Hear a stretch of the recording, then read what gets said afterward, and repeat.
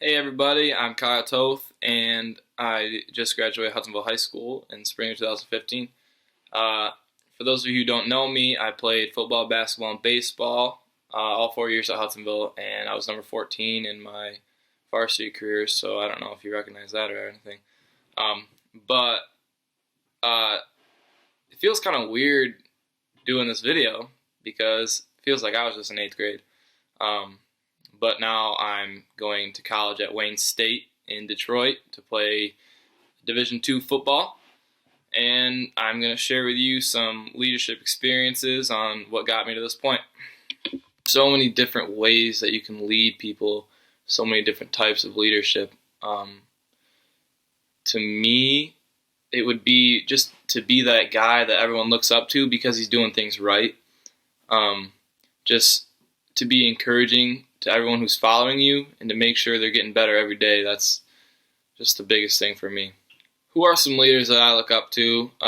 Number one is probably Mr. Walma at the high school. He's the athletic director there, and he also teaches leadership class. And one of the main things that I look up to him for is because he's always encouraging everybody around him and always making sure people are doing the right thing. And the way that he shaped Hudsonville High School and the Hudsonville community is just incredible. How he made it so positive and such a great place to be. Number two is Mr. Jordan. He teaches anatomy at the high school, and he's just an awesome guy. Like, he's a great teacher, a great person, and you can talk to him about anything. He's always making sure people are on task, and he's so passionate about everything that he teaches. That's the main thing. He's so passionate about stuff that he does, and that passion is what like drives the universe. I think if everyone did stuff with so much passion like Mr. Jordan did, the world would be such a better place. Yeah, it's just something small, but the guy's incredible.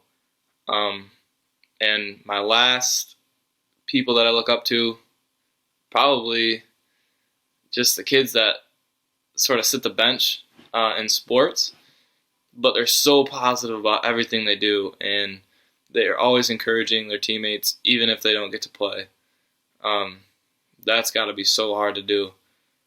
So I look up to those kids a lot.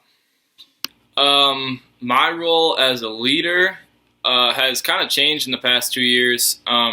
As a junior, I was more of a leader by example, because being an underclassman to the seniors, I wasn't really vocal too much, and I just kind of did my own thing in all the sports and did my best to do the right thing and kind of hoped that people followed me by example.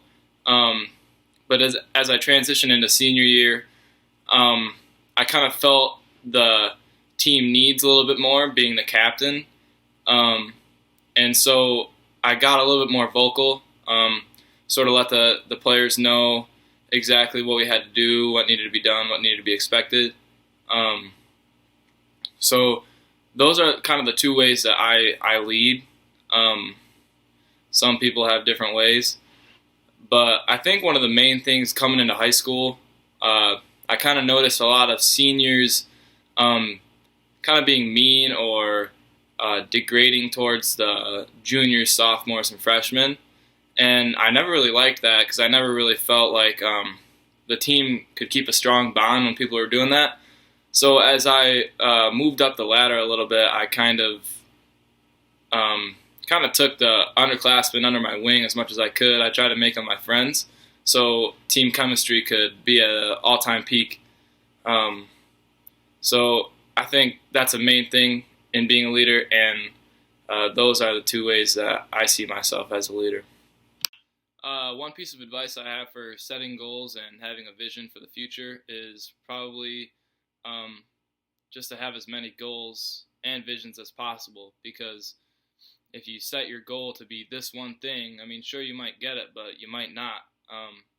So you got to be able to have other goals too that you want to get. I first was going into junior year thinking I was going to play college baseball, and obviously that's not happening, because after junior year, I got interest from colleges for football, and I was like, well, okay, I'll play college football, then either way, it doesn't matter. I'm playing college sports. So it was a little bit easier of a transition for me because I had so many different goals. And when you do set goals and you do have a vision for yourself, don't just talk about it. You got to actually do it. And you got to put in the work to make sure you accomplish those goals. My goals for the future, I have two of them. And the first one is obviously to be successful in college football.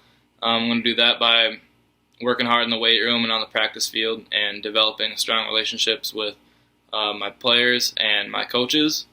And my second one is to be able to have a family and to have a house and be well off in the future after college, because that's what I want ultimately. And I know football is not going to take me and support me for too much longer. So the way I'm going to do that is just by working hard in the classroom and studying my butt off.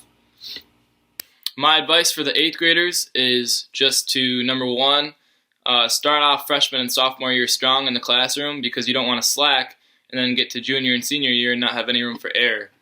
So you want to start ahead in your GPA. Number two is just to talk to as many people as you can and develop relationships with all the people around you, because you don't want to get to senior year and wonder who half of your class is right when you're graduating. And number three, for me, is just to have fun. Don't take life so seriously. Just have a good time with it. So thanks, and have a good 8th grade year, and good luck in high school.